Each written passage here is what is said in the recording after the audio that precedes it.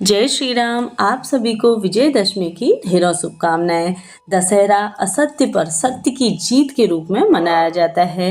यह अश्विन माह के शुक्ल पक्ष की 10वीं तिथि को मनाया जाता है। धार्मिक मान्यताओं के अनुसार दशहरा के त्योहार के पीछे दो प्रमुख कारण बताए गए हैं। पहला, भगवान राम ने इस दिन ही रावण का वध किया था और माँ दुर्गा ने महिषासुर राक्षस के साथ चले 10 दिनों के युद्ध में महिषासुर का संहार किया था। इसी दिन भगवान राम ने लंकापति रावण का भी वध किया और रावण के बढ़ते अत्याचार और अहंकार के कारण भगवान विष्णु ने राम के रूप में अवतार लिया। और इसके साथ ही साथ दशहरे पर नीलकंठ पक्ष के दर्शन करने को भी बहुत ही शुभ और सौभाग्यशाली माना जाता है, क्योंकि भगवान शिव को नीलकंठ भी कहते हैं। ऐसी मान्यता है कि दशहरे के दिन नीलकंठ के दर्शन और भगवान शिव से सुफल की कामना करने के लिए जीवन में भाग्योदय होता है, धन धान्य एवं सुख समृद्धि की प्राप्ति होती है। इसके साथ ही दशहरे के दिन सुनेंगे एक पौराणिक कथा। तो बोलिए श्री रामचंद्र जी की जय हो। एक बार राम, सीता और लक्ष्मण वनवास पर जंगल में घूम रहे थे। तीनों घूमते घूमते काफी थक गए। भगवान राम ने थोड़ा विश्राम करने का विचार किया। वहीं पास में उन्हें एक बुढ़िया की कुटिया दिखाई दी। राम, सीता और लक्ष्मण उस बुढ़िया के पास पहुँचे और बुढ़िया उस समय सूत काट रही थी। बुढ़िया ने उनकी आवभगत की और उन्हें स्नान ध्यान करने के बाद भोजन करने का आग्रह किया। इस पर वो भगवान राम ने कहा कि माई, मेरा हंस भी भूखा है, इसके लिए पहले 2 मोती दे दो ताकि इसके बाद मैं भी भोजन कर सकूं। इस बात को सुनकर बुढ़िया मुश्किल में पड़ गई। इसके बाद वह बुढ़िया दौड़ी दौड़ी राजा के पास पहुंच गई और उनसे उधार मोती देने की बात कहने लगी। लेकिन राजा को मालूम था कि बुढ़िया की हैसियत नहीं है कि वह 2 मोती वापस लौटा सके। लेकिन राजा ने बुढ़िया पर तरस खाकर मोती दे दिए। बुढ़िया ने हंस को मोती खिला दिए, जिसके बाद भगवान राम ने भोजन किया। कुटिया से जाते समय भगवान राम ने बुढ़िया के आंगन में एक मोतियों का पेड़ लगा दिया और कुछ समय बाद पेड़ बड़ा हुआ और मोती लगने लगे, लेकिन बुढ़िया को इसकी सुध नहीं थी। जो भी मोती गिरते पड़ोसी उठाकर ले जाते। एक दिन बुढ़िया पेड़ के नीचे बैठी सूत काट रही थी कि पेड़ से मोती गिरने लगे। बुढ़िया उन्हें समेटकर राजा के पास ले गई। राजा हैरान था कि बुढ़िया के पास इतने मोती कहाँ से आए। बुढ़िया ने बता दिया कि उसके आंगन में एक पेड़ है, जिसके बाद राजा ने वह पेड़ ही अपने आंगन में मंगवा लिया। लेकिन भगवान की माया, उस पेड़ पर कांटे उगने लगे। उस दिन से पेड़ पर कांटा रानी के पैर में चुभ गया, जिसके बाद राजा ने दोबारा वह पेड़ बुढ़िया के ही आंगन में लगवा दिया और पेड़ पर पहले की तरह मोती लगने लगे, जिन्हें बुढ़िया प्रभु के प्रसाद रूप में बांटने लगी। तो ऐसी थी श्री राम प्रभु की महिमा। अब हम पढ़ें दूसरी कथा। तो स्वयं भू मनु के अवतार अयोध्या नरेश महाराज दशरथ के पूर्व काल में एक कठोर तपस्या के बाद भगवान श्री राम को पुत्र रूप की प्राप्ति करने का वरदान प्राप्त किया। वह परम तेजस्वी, वेदों के ज्ञाता, विशाल सेना के स्वामी, प्रजा को पुत्र के समान पालने वाले तथा सत्य प्रदित्व और इनके राज्य में प्रजा सब प्रकार से धर्मरत तथा धन धान्य से संपन्न थी। देवता भी महाराज दशरथ की सहायता चाहते थे। देवासुर संग्राम में इन्होंने दैत्यों को पराजित किया और इन्होंने अपने जीवन काल में अनेक यज्ञ भी कराए।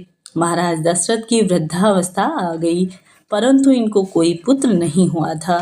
तो इन्होंने अपनी इस समस्या को गुरुदेव वशिष्ठ की अवगत कराया।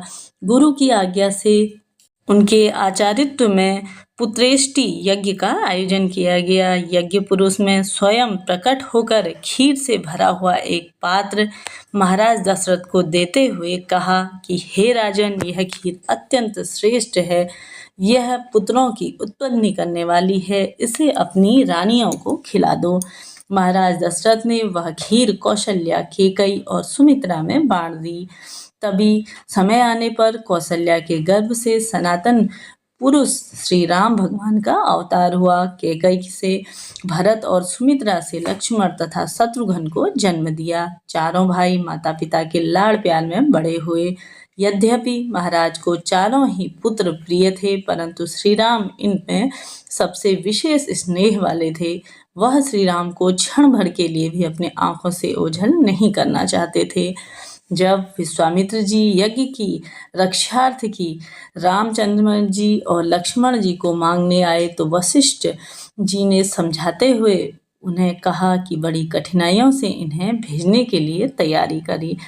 अपनी वृद्धावस्था को देखकर महाराज दशरथ ने श्री राम को युवराज बनाने का मन बनाया। मंथरा की सलाह से कैकई ने अपने पुत्रों को और अपने पुराने 2 वरदान मांगे, जिसमें एक में भरत को राज्य और दूसरे में श्री राम जी को 14 वर्ष का वनवास बताया। कैकई की बात सुनकर महाराज दशरथ स्तंभ रह गए। थोड़ी देर के लिए तो इनकी चेतना ही लुप्त हो गई। होश आने पर इन्होंने कैकई को समझाया और कैकई ने कहा कि भरत को तो मैं अभी बुलाकर राज्य दे देता हूँ, परंतु तुम राम को वन भेजने का आग्रह मत करो। विधि के विधान एवं भाग्य की प्रबलता के कारण महाराज ने विनय पर कैकई पर कोई प्रभाव नहीं हुआ। भगवान श्री राम पिता के सत्य और की रक्षा के लिए और आज्ञा की पालन करने के लिए पत्नी सीता और भाई लक्ष्मण के साथ वन को चले गए। महाराज दशरथ के शोक का ठिकाना न रहा। जब तक श्री राम रहे तभी तक उन्होंने अपने प्राणों को रखा और उनके वियोग होते ही अपने प्राणों की उन्होंने आहुति दे दी। साथ ही महाराज दशरथ के जीवन के साथ उनकी मृत्यु भी सुधर गई। श्री राम जी के वियोग में अपने प्राण देकर इन्होंने प्रेम का एक अनोखा आदर्श स्थापित किया। महाराज दशरथ के समान भाग्यशाली और कौन था जिन्होंने अपने अंत समय में भी राम राम पुकारते हुए अपने प्राणों को विसर्जित कर दिया। तीसरी कथा, जैसा कि विजयदशमी की कथा। एक बार माता पार्वती ने शिवजी से विजयदशमी के फल के बारे में पूछा। शिवजी ने उत्तर दिया कि अश्विन शुक्ल एकादशी को सायकाल में तारा उदय होने के समय विजय नामक काल होता है, जो सर्व मनोकामनाओं को पूरा करने वाला होता है।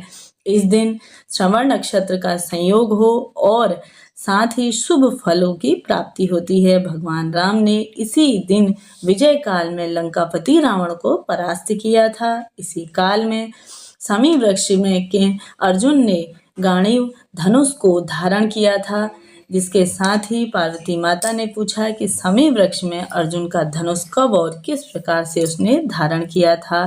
तो जैसा कि शिवजी ने उत्तर दिया कि दुर्योधन ने पांडवों को जुए में हराकर 12 वर्ष का वनवास तथा 13 वर्ष में अज्ञातवास की शर्त रखी थी।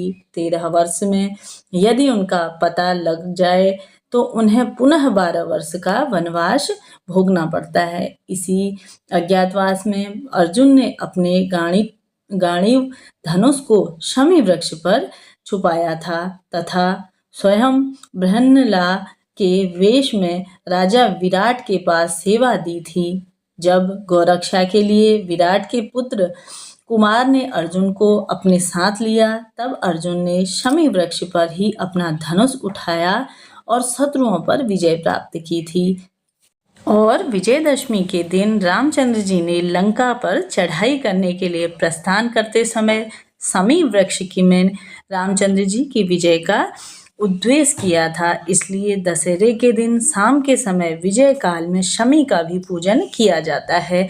तो यह थी विजयदशमी की कथा, श्री रामचंद्र जी की जन्म की कथा और साथ ही संपूर्ण नियम जानकारी। वीडियोस आप सभी के लिए उपयोगी रही हो तो वीडियो को लाइक शेयर अवश्य करिए। मिलते हैं नेक्स्ट वीडियो में, तब तक के लिए जय श्री राम।